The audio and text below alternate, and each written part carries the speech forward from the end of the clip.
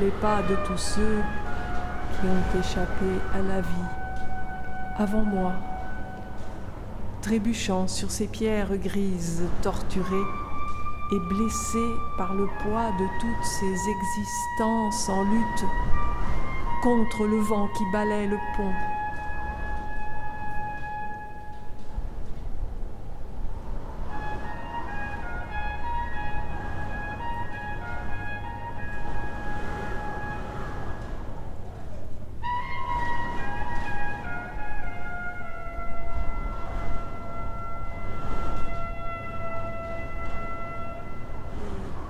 De tant de cœurs, de tant de regards, désormais ensevelis sous les décombres du temps.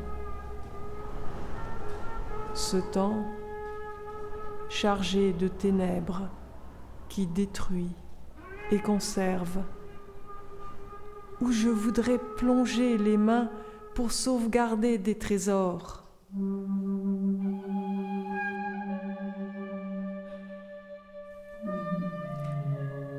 Toute la ville est le royaume transparent des morts.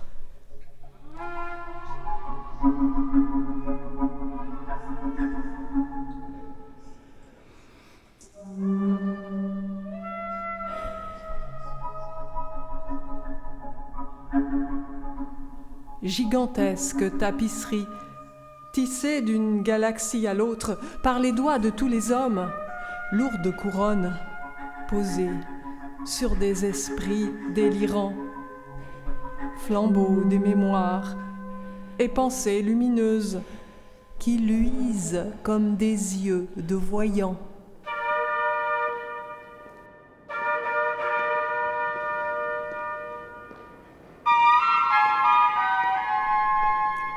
Chaque jour, je remonte la rue escarpée menant au château dans l'attente de la sonnerie des trompettes, de la funèbre pompe de cette musique déchirante, de son cours ample et solennel. J'entends mes pas résonner sur les pavés disjoints par les pas des siècles innombrables.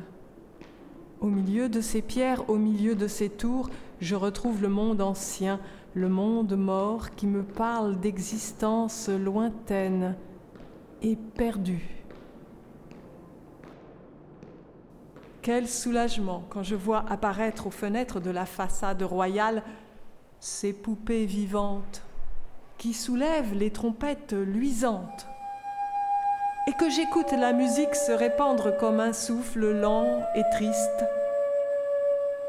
J'entends la vie revenir. Comme est immense et solennelle l'obscurité d'où je l'entends sortir pour se rapprocher de mon imaginaire. Je contemple des crépuscules et des aubes déjà vécues. Les nuits ressuscitent, les eaux du fleuve sombrent entre les étoiles, veillant sur les rares passants le long du pont éclairé par les faibles vagues de lumière rosée des lampadaires où s'arrêtent les fantômes de mes poètes préférés. Je ressens le lien étroit de ma vie avec une vaste mémoire à laquelle je voudrais appartenir. Je voudrais dialoguer avec les grands hommes qui guident mes pas sur un chemin que je ne connais pas, sans doute le bon chemin.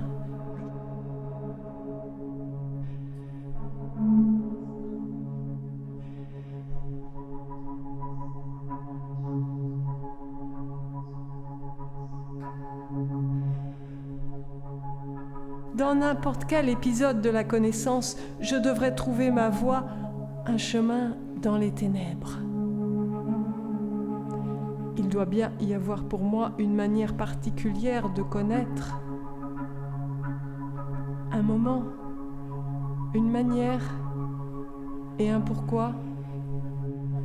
Cette connaissance sera pour moi porteuse de sens, de raison, de pensée que je coucherai par écrit. Car rien n'est plus important pour moi que tout ce que je pourrais écrire.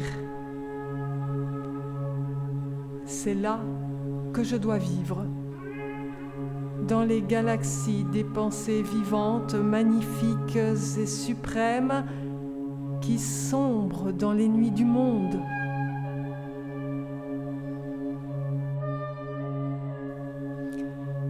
Je ressens mon présent comme étant aussi inconnu que le passé de cette ville, enveloppée dans les nuits obscures et insondables du temps.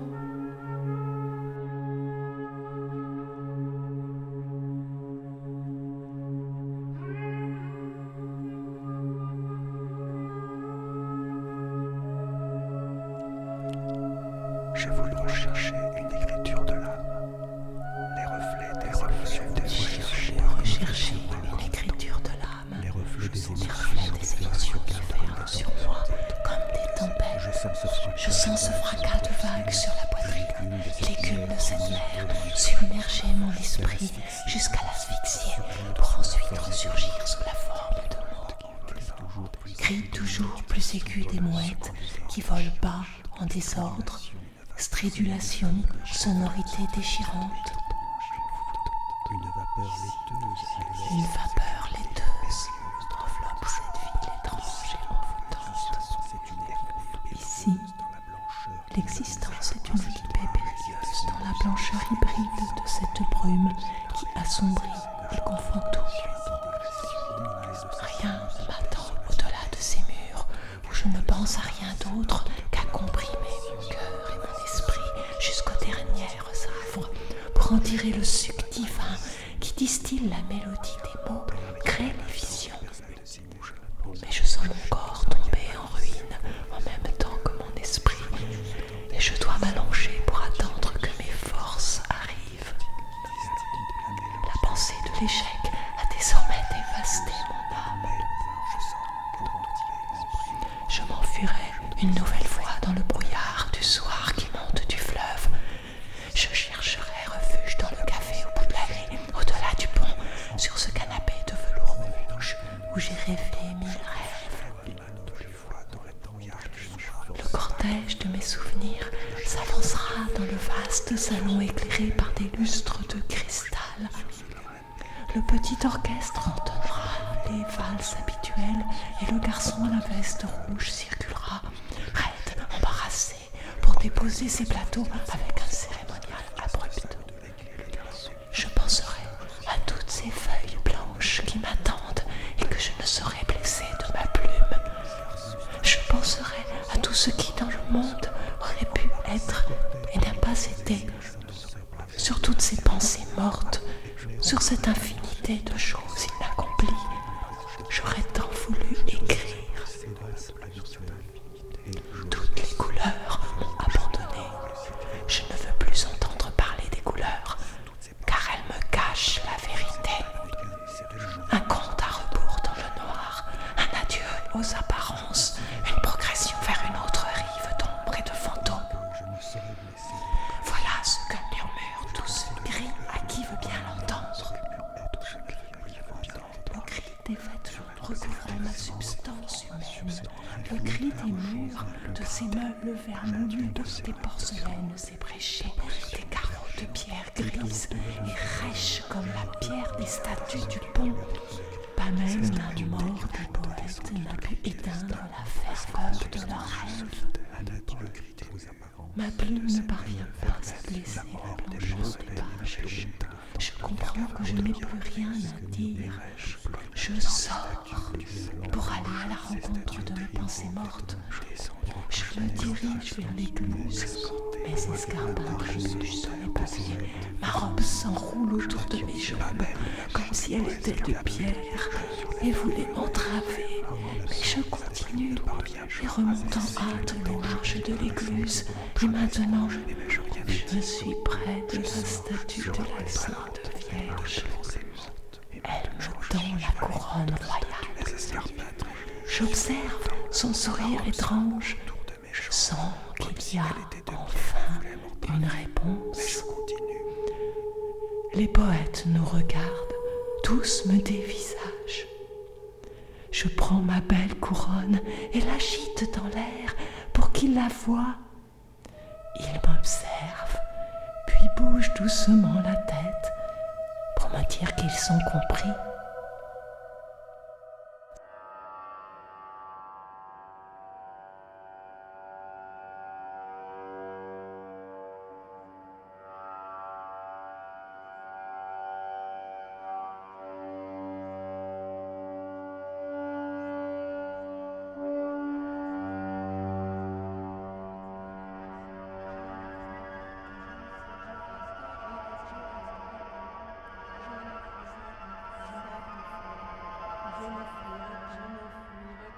Enseveli par les murs des maisons qui montent en direction du château. Je ne veux plus rien avoir à faire avec ma jambe, ce lambeau de pourriture qui m'empêche de penser.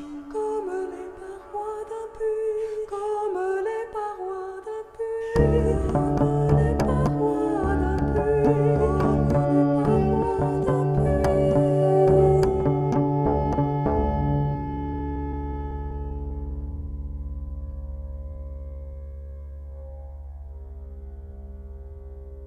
Je veux maintenant défier ma mort.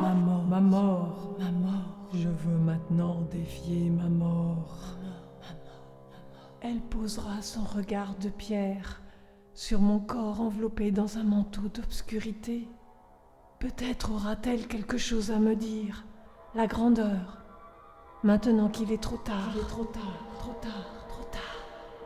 Dans le vaste firmament des visions, je vais allumer toutes les lumières. Dans le vaste firmament des visions, je vais allumer toutes les lumières. Un grand éclair étincelle au fond du ciel. Un grand éclair étincelle au fond du ciel. Toutes les lumières au fond du ciel. Et je pense alors que ma mort sera belle et pleine de grâce. Au fond du ciel, toutes les lumières sera belle et pleine de grâce.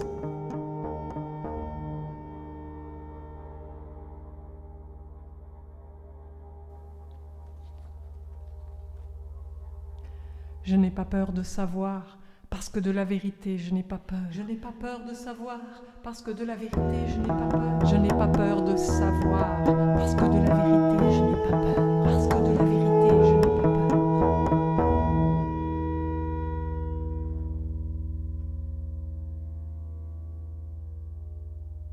Je l'ai recherché dans toutes les ruelles maudites de cette ville tentaculaire. Je l'ai recherché dans les fissures des murs pétrifiés. Je l'ai recherché dans les rires et les larmes de tant de visages inconnus. Je l'ai recherché dans les cauchemars pleins de tourments. Je l'ai recherché dans la miraculeuse béatitude des rêves. Je l'ai recherché dans les pensées et les mots qui m'ont effleuré, ou qui m'ont assailli, ou parfois massacré.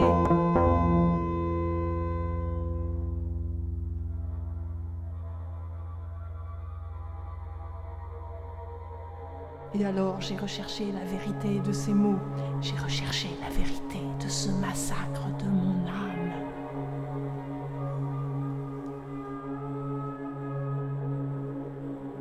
Le bleu devient maintenant plus noir et des tourbillons de feu l'enflamment. Je sais que les belles statues désormais endormies sur les marches du puits de pierre, comme deux anges près d'un sépulcre, attendent que je me décide à les rejoindre. Le bleu magnifique de ma vie parvenu à sa nuit, ce bleu de la fin qui resplendit soudain dans le ciel, au milieu des feux qui brûlent comme les astres du temps qui roulent en arrière dans le précipice irrésistible de la mémoire. Je ne sais plus où je suis. Je me souviens et j'oublie. Je ne sais plus où je suis. Je me souviens et j'oublie. Je sens mon corps devenir de pierre.